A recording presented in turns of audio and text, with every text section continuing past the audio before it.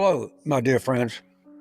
Uh, I have I don't know if you call it sad duty, but I have the duty to inform all of you of a very simple fact. The President of the United States of America is a pervert. Understand what I just said. The President of the United States of America is a pervert. Now, you just don't say something like that without backing it up. It's not a debate when James Carville criticizes Donald Trump. An obliteration occurs. Trump's carefully constructed image is turned upside down by the master strategist, who reveals a president who is more remembered for turmoil than for leadership, and who is defined by ego rather than power. Carville does more than just point out Trump's shortcomings, making them unforgettable. He establishes himself as a rerun that nobody wanted to see. Being exposed as unimportant is the most painful insult for a man who is obsessed with legacy. Dramatic here, but at 1 o'clock on the 17th of January of 2024, I raised a question and pointed out that they were red splotches on Donald Trump's hands, and that could be professional a sign of syphilis, a venereal disease, a tertiary syphilis, and which can have profound effects if not treated. Not all of James Carville's criticism is directed at Donald Trump. Like a skilled surgeon who has seen this patient before and is aware of the precise location of the rot, he dissects him. Trump might still be the President of the United States, the nation's highest post. However, Carville saw him more as a cautionary tale decked up in red ties and spray than as a commander-in-chief. Carville doesn't aim for injuries when he goes to work. He wants his scars to be permanent. Proof. Evidence. So Trump has gone out of his way to tell us he's a pervert. He's talked about, this is very difficult. I hate to bring this up, but we got to do this. His youngest daughter, I think the name was Tiffany, and was fantasizing about her breast when she was... Carville attacks Trump's fixation on appearance right away. For a man who consistently demands power and authority, smoke and mirrors have been the foundation of his identity. Carville highlights the ridiculousness of a leader who bases his value on television ratings and crowd sizes rather than the realities of governing. According to Carville, Trump's administration is more about being the star of an endless vanity project, where adulation takes precedence over policy than it is about managing the nation. This is a supplement to what I just did, because I think I brought up a really, really important point here. And, sometimes you always have to evaluate the conclusions you drew because maybe they were erroneous conclusions. And so one of the things that we know for sure is Donald John Trump stinks. In other words, he smells. The strategist, who was born in Louisiana, has no qualms about depicting Trump as a parody of political dysfunction. According to Carville, Trump's every action is filtered through the fears of a guy who rejects accountability yet longs for approval. Trump seems to be continuously practicing for the presidency in his own mind, while the rest of the country is stuck watching the blooper reel. Carville turns this visual into a weapon by pointing out that Trump will be remembered more for the havoc he left behind than for his achievements when history is written. Then he talked on Howard Stern about having sex with his oldest daughter. Come on, man. I'm not that sheltered. I'm 80 years old, all right? I've been around the world once. I've been to Arkansas twice. I've seen and heard a lot of shit in my life. I have never, ever heard of anybody fantasizing about having sex with their daughter. Carville has a unique ability to delve into Trump's business history. He frequently reminds viewers that Trump is a man supported by family riches, bailed out by bankruptcies, and dependent on branding rather than substance. Carville contends that Trump's company is more of a museum of failure, adorned with gold-plated illusions, than a monument to triumph. Carville contends that the worst scam of all is the notion that this man earned his way to the presidency.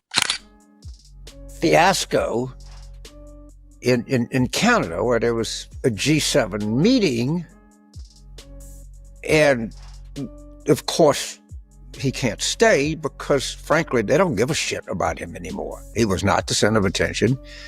And then he holds a press conference with the Prime Minister of the United Kingdom, of which he has some empty pages that are blowing in the fucking wind that don't have anything. The issue of Trump's political style, or lack thereof, comes next. Real leaders, according to Carville, forge alliances, resolve conflicts, and handle emergencies. Trump, however, creates enmities. Similar to how an arsonist thrives on fire, he thrives on divide. Carville is unreserved in his description of the ridiculousness of a president who conducts official policy briefings out of his Twitter outbursts. He claims it's not leadership. The joke on anyone who ever expected more is that it's performance art. When Carville discusses Trump's incapacity to take criticism, his satire gets even more scathing. Trump is so weak that it is almost comical for someone who pretends to be tough.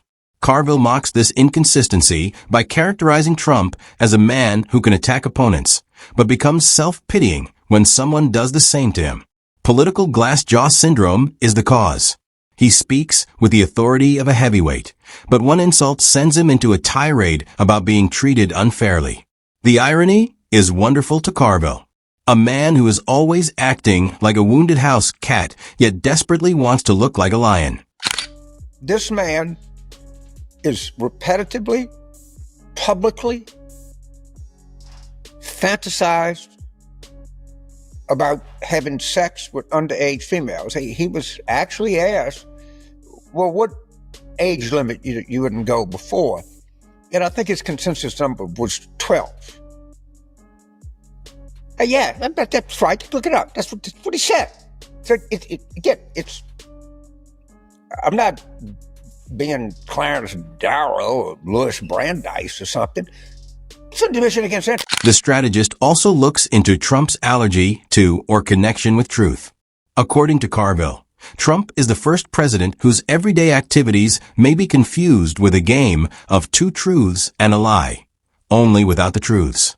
Carville mocks Trump's propensity to lie so nonchalantly that even fact-checkers gave up attempting to keep up, ranging from exaggerated accomplishments to outright fabrications.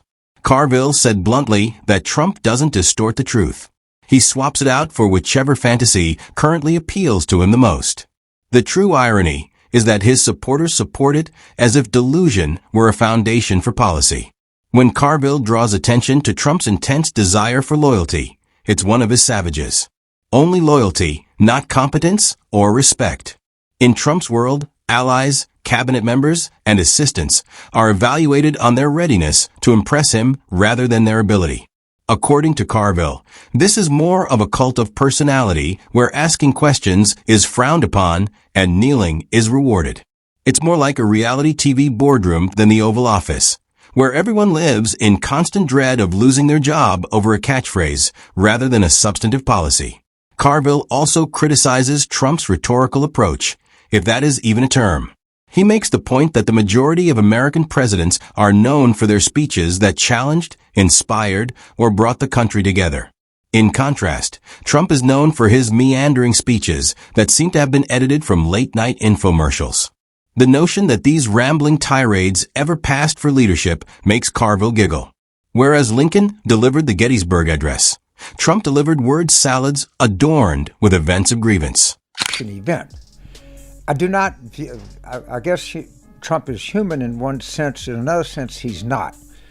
I really think he is such an odious and despicable man that he should not be accorded the most basic courtesies that one human being would extend.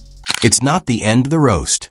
Carville ridicules Trump's self-portrayal as the unending victim of evil forces and delves into his fixation with grievance politics.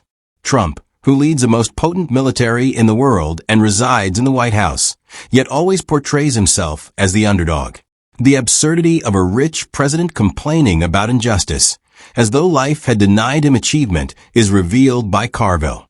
According to Carville, Trump has never ceased running as an outsider because he has never mastered the art of insider governance. The policy record, or lack thereof, comes next. Carville notes that Trump's pledges on everything from health care to infrastructure frequently evaporated when they encountered reality. He mocks the meaningless platitudes, the ill-conceived ideas, and the ceaseless photo opportunities intended to divert attention from the lack of tangible outcomes. Trump's presidency is a study in lost opportunities, according to Carville, for years of focusing on making headlines rather than studying history. The end effect is a legacy characterized by pettiness rather than progress, where the most significant activities were overwhelmed by the loudest events. I think we have to consider the fact, not the fact, we have to consider the possibility, I want to be very careful with my language here, that Trump is unable to wipe his ass. Yeah, you heard me. It is possible that this man is incapable of wiping his own ass. But the most damaging blow to Carville comes from within. He portrays Trump as a sign of America's addiction to spectacle rather than as a catalyst for political reform. The culture of celebrity politics was not created by Trump. He just took advantage of it more effectively than anyone else. Carville cautions that the catch is that spectacle burns out. What used to appear bold and new now appears worn out and desperate. The never-ending demonstrations, the rehashed talking points, and the same old complaints are boring now rather than shocking. Carville contends that Trump has transitioned from showman to repeat, and losing the audience is the fastest way to ruin a performance. Furthermore, Carville maintains that the illusion of inevitability has broken, even though Trump may still be the president. Even devoted supporters express skepticism, feeling the weariness that accompanies tumult without advancement. Carville portrays Trump as a man who lacks a vision for the future and is mired in the past, always rehashing old conflicts. He claims that as a politician's death knell, con artists point backward, while leaders point forward. Sadly for his legacy, Trump has opted for the latter. Human being. I think he is a grotesque, immoral man who is incapable of understanding anything or anybody that's not him. And I'll just be very honest, I cannot stand the son of a bitch. But we've been a lot of people and say you really shouldn't use this language, and I'm trying to think of what can I do to accommodate some of these people, and what I can do is this. I am no longer going to say he can't wipe his ass. Carville concludes his roast by pointing out that Trump's biggest accomplishment was persuading people that he was greater than he actually is. Take away the bluster, the rallies, the swagger, and the branding. What's left is a man who is extremely insecure and whose reach is too great for him. A man who insisted on making the entire nation participate in the show despite the fact that he could never live up to the image he created. That, in Carville's opinion, is the real tragedy of Trump's administration. In addition to what he did not do, he also disclosed how easily people might be duped. The takedown for Carville is finished.